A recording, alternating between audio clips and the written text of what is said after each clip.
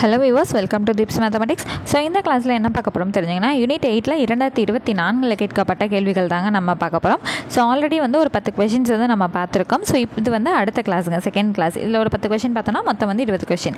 So questions பார்க்க ஆரம்பிக்க முன்னாடி ஒரு சின்ன இன்ஃபர்மேஷன் உங்களுக்கு நான் கொடுத்துட்றேன். ஸோ நம்மளோட channel group 2 and group 4 study மெட்டீரியல்ஸ்க்கான ஆஃபர் ப்ரைஸாக 45 ருபீஸ்க்கு போட்டிருக்கேங்க. ஸோ என்னென்ன ஸ்டடி மெட்டீரியல்ஸ் அவைலபிளாக இருக்குன்னு தெரிஞ்சுக்கணுன்னா, டிஸ்கிரிப்ஷன் இருக்கக்கூடிய வாட்ஸ்அப் நம்பருக்கு நீங்கள் டீட்டெயில்ஸ் வேணும் அப்படின்னு கேட்டிங்கனாலும் உங்களுக்கு ஃபார்வர்ட் பண்ணுவோம். அப்படி இல்லாட்டி டெலிகிராம் சேனல் லிங்க்கும் நான் டிஸ்கிரிப்ஷன் கொடுத்துருக்கேன். அதில் நீங்கள் ஆட் ஆனீங்கனாலுமே என்னென்ன மெட்டீரியல்ஸ் அவைலபிளாக இருக்குது அப்படிங்கிற டீட்டெயில்ஸ் உங்களுக்கு அதிலே தெரிஞ்சிடும். ஸோ இன்றைக்கான ஃபர்ஸ்ட் கொஸ்டின் பாருங்கள். தேவபாடையின் இக்கதை செய்தவர் மூவர் என்ற கம்பரின் கூற்றின்படி. ஸோ என்னென்னங்க கொடுத்துருக்காங்க, மொத்தம் 4 கூற்று கொடுத்துருக்காங்க. ராமாயணம் செய்த மூவர் வான்மீகி, வசிட்டர், போதாயனார். அடுத்தது வசிட்டர் செய்தது வசிட்ட ராமாயணம். அடுத்து போதாயனார் செய்தது போதாயன ராமாயணம்.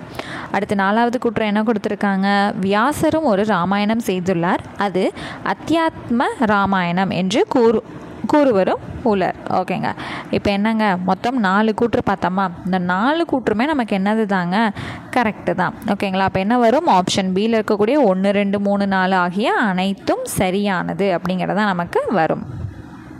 அடுத்தது செகண்ட் கொஸ்டின் பாருங்கள். நுண்ணிய நூல் பல கற்பினும் மற்றொந்தன் உண்மை அறிவே மிகும் என்ற குறள் எந்த அதிகாரத்தில் அமைந்துள்ளது அப்படின்னு பார்த்தீங்கன்னா, ஆப்ஷன் ஏல இருக்கக்கூடிய ஊழ். ஓகேங்களா, இந்த குறள் எங்கே அமைஞ்சிருக்கு, ஆப்ஷன் ஏல இருக்கக்கூடிய ஊழ் அப்படிங்கிறது. ஸோ இதுலேருந்து என்ன தெரியுதுங்க, ஏற்கனவே ஃபஸ்ட்டு 10 கொஸ்டின் பார்த்ததுலேயே 3 திருக்குறள் கொஸ்டின் நம்ம பார்த்துட்டோம். அடுத்த 10 கொஸ்டினில் 2வது கேள்வியில் நமக்கு திருக்குறள் பேஸ் பண்ணி கொஸ்டின் வந்துருச்சு.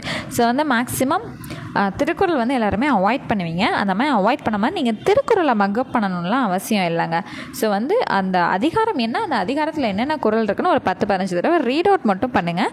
அதில் இருக்கக்கூடிய சொல்லும் பொருளும் படிச்சுக்கோங்க. அணி ஏதாவது இருந்துச்சுன்னா அதை மட்டும் மக்கப் பண்ணிக்கோங்க. ஓகேங்களா, நீங்கள் திருக்குறளெல்லாம் மக்கப் பண்ணணும்லாம் அவசியம் இல்லை. ஓகேங்களா. ஸோ அடுத்தது இன்றைக்கான தேர்ட் கொஸ்டின் பார்த்துருவோம். முதலமைச்சர் சுப்பராயன் தலைமையில் 3வது முறையாக நீதி கட்சி ஆட்சியை அமைத்த போது சுதந்திர அமைச்சரவையில் முதல் பெண் சபாநாயகர் யார்? முதல் பெண் அப்படின்னு வந்துட்டாலே யார் தாங்க, டாக்டர் முத்துலட்சுமி ரெட்டி. அதாவது டிஎனை பேஸ் பண்ணி தமிழ்நாடு, ஓகேங்களா, அதை பேஸ் பண்ணி முதல் பெண் அப்படின்னு வந்துருச்சு அப்படின்னாலே முக்கால்வாசிக்கான ஆன்சர் டாக்டர் முத்துலட்சுமி ரெட்டி தான். ஓகேங்களா. ஓகே, அடுத்து இன்றைக்கான 4th கொஸ்டின் பார்த்துருவோம். ஐங்குறு நூற்றின் முல்லைத்திணையை பாடிய புலவர் யார் அப்படின்னு பார்த்தீங்கன்னா, ஆப்ஷன் சியில் இருக்கக்கூடிய பேயனார். அப்போ அம்மோவனார் என்ன பாடினார், ஓரம்போகியார் என்ன பாடினார், கபிலர் என்ன பாடினார் அப்படிங்கிறது தெரிஞ்சது அப்படின்னா கமெண்ட் செக்ஷனில் கமெண்ட் பண்ணுங்கள். ஓகேங்களா. ஸோ ஐங்குறு நூறுக்கு அதுக்கான ஆன்சர் என்னென்னு பார்த்தீங்கன்னா, முல்லைத்திணைக்கான ஆன்சர் பேயனார். ஓகேங்களா. ஸோ அடுத்த கொஸ்டின் பாருங்கள். ஸோ என்ன கொடுத்துருக்காங்க, கூற்று காரணம் கேள்வி. ஓகேங்களா. ஸோ கூற்று என்ன கொடுத்துருக்காங்கன்னா, ஜீவானந்தம் சுயமரியாதை பொது உடைமை கட்சியை ஆரம்பித்தார். அதுக்கான காரணம் என்ன கொடுத்துருக்காங்க, அரசு பணிகளில் வகுப்புவாத பிரதிநிதித்துவத்தை பெற திட்டம் வைத்திருந்தார். ஓகேங்க. ஸோ கூற்று என்னது, ஜீவானந்தம் சுயமரியாதை பொது உடைமை கட்சியை ஆரம்பித்தார். அது எதுக்காக ஆரம்பித்தாருங்கிறதுக்கான ரீசன் என்ன ஆச்சு, தவறாக கொடுத்துருக்காங்க. அப்போ நமக்கு கூற்று கரெக்டுங்க, ஆனால் அதுக்கான காரணம், அதை விளக்கக்கூடிய காரணம் நமக்கு தவறானது. ஸோ அடுத்தது 6th கொஸ்டின் பாருங்கள். தொடரை பொருளோடு பொறுத்துக.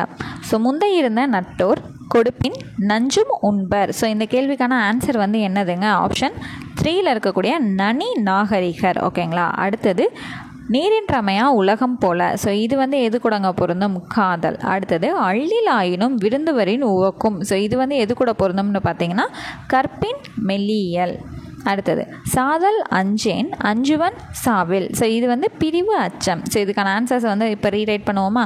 ஃபர்ஸ்ட் ஒனுக்கு 3ங்க, செகண்ட் ஒனுக்கு 1, அடுத்தது தேர்ட் ஒனுக்கு நமக்கு என்ன வருது அப்படின்னு பார்த்தீங்கன்னா, ஆப்ஷன் 2. அடுத்து 4th ஒனுக்கு ஆப்ஷன் 4 தான் வந்திருக்கு. அப்போ 3, 1, 2, 4 ஆப்ஷன் சி தான் நமக்கு சரியானது.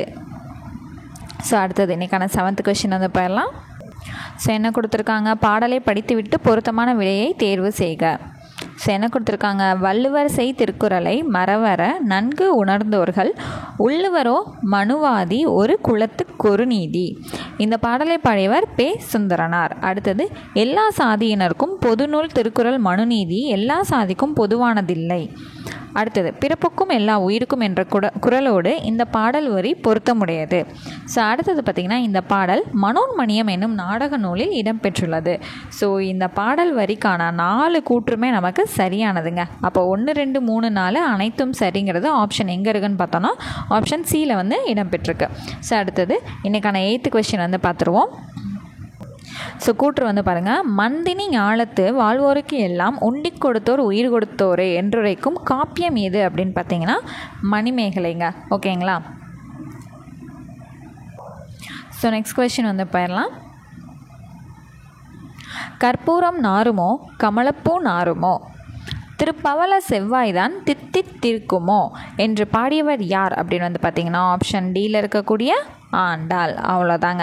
ஸோ ஆண்டாள் வந்து யாரோட வளர்ப்பு மகள் அப்படின்னு தெரிஞ்சுது அப்படின்னா கமெண்ட் செக்ஷனில் கமெண்ட் பண்ணுங்கள். அவருக்கு வேறு பேர் வந்து ஒன்று இருக்குங்க. லாஸ்ட்டாக நடந்த 2022 வந்து அவருக்கான வேறு பேரை வச்சு தான் மென்ஷன் பண்ணி கொடுத்துருப்பாங்க.